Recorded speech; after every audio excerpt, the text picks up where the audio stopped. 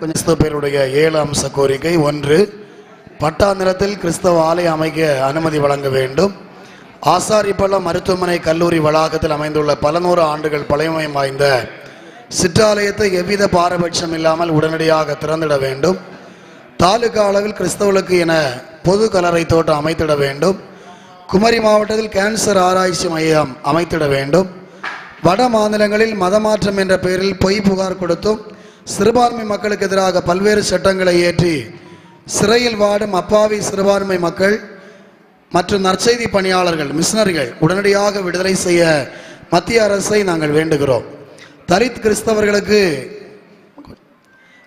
கிறிஸ்தவர்களுக்கு மதம் மாறிய ஆதி திராவிடர் என வழங்காமல் ஜாதி சான்றிதழில் கிறிஸ்தவ சாம்பவர் என வழங்கிட ஆணை பிறப்பிக்க கோர நாங்கள் வேண்டுகிறோம்.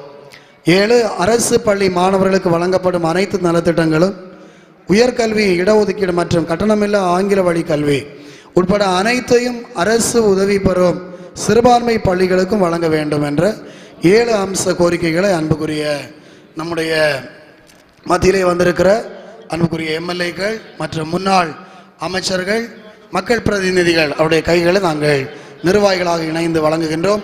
மிக விரைவாக இதற்கு தீர்வு கிடைக்கும் என்று நாங்கள் நம்புகின்றோம். நன்றி.